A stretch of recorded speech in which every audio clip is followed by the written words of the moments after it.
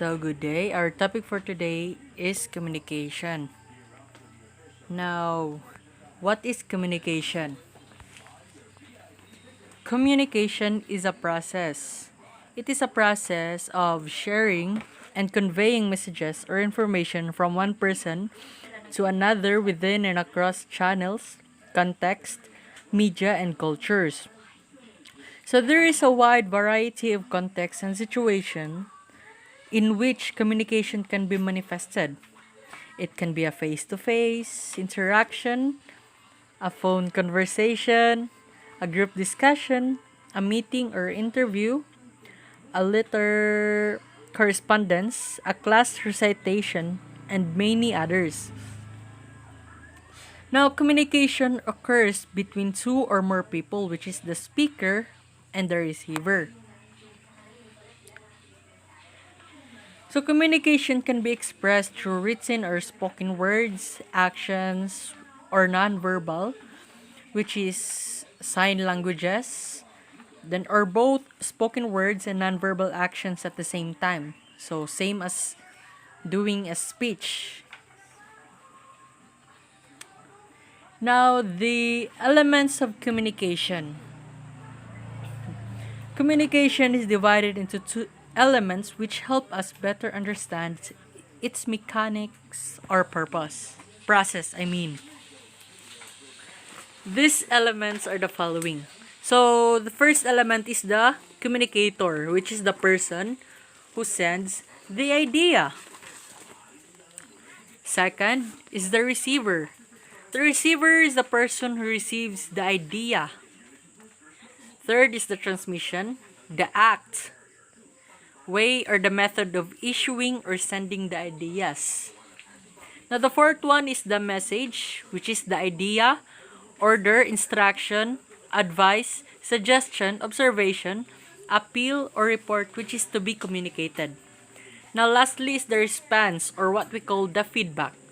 So, a response is the reaction or the reply of the person to whom the message was communicated.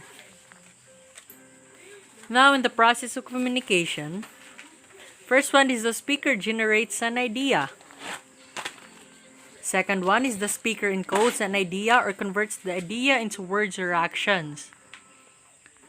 The third one is the speaker transmits or sends out a message. Now, the next process of it is the receiver gets the message. Next, the receiver decodes or interprets the message based on the context.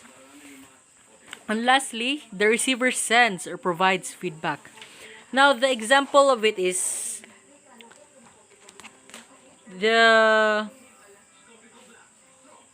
speaker, which is Daphne, loves Rico, which is her suitor, but as a friend. Now, the speaker encodes an idea and convert the idea into words. So she thinks of how to tell him using their native language. Now the speaker transmits or sends out a message. So she tells him, Daphne tells Rico that, Rico, mahal kita bilang kaibigan.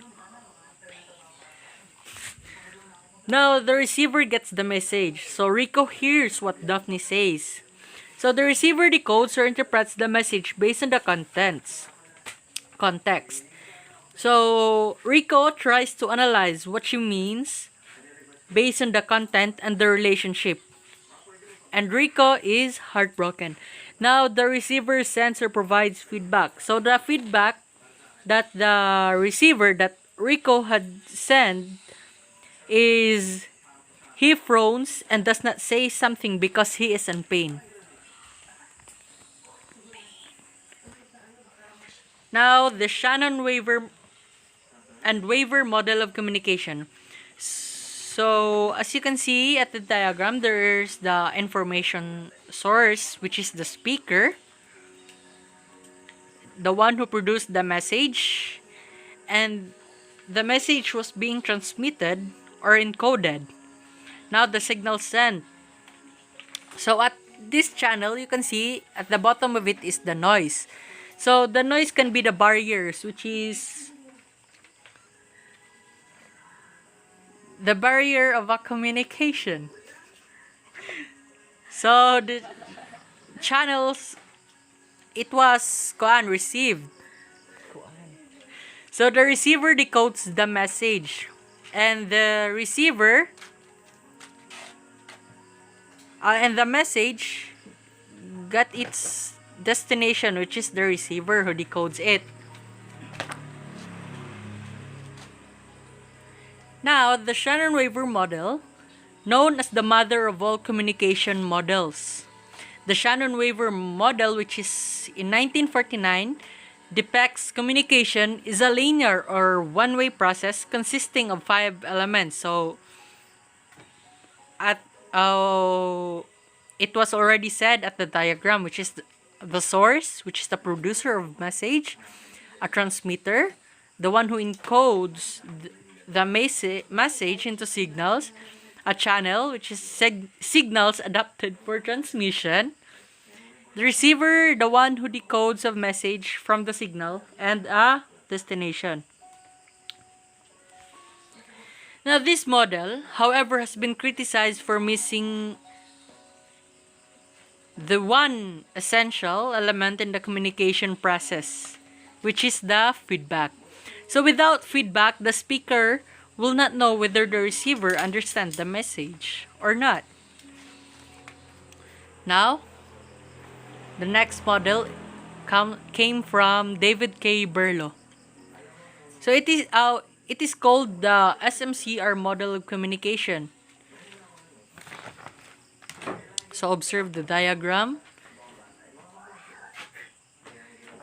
So at the source, it has its communication skills, attitudes, knowledge, social system, and culture.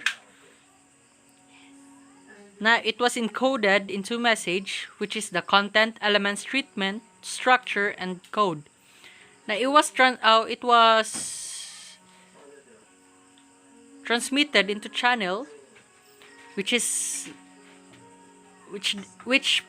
the part of channel is hearing, seeing, touching, smelling, tasting. Now it was being decoded by the receiver. So the receiver had its feedback by its communication skills, attitudes, knowledge, social system, and culture. So David Berlo's SMCR model of communication represents the process of communication in its simplest form. The acronym SMCR stands for sender, message, channel, and receiver. So Berlo's SMCR model of communication on 1960 describes the different components that form the basic process of communication. Because this communication tool also emphasizes the coding and decoding of the message, it can be used for more efficient communication. So that's all, and thank you.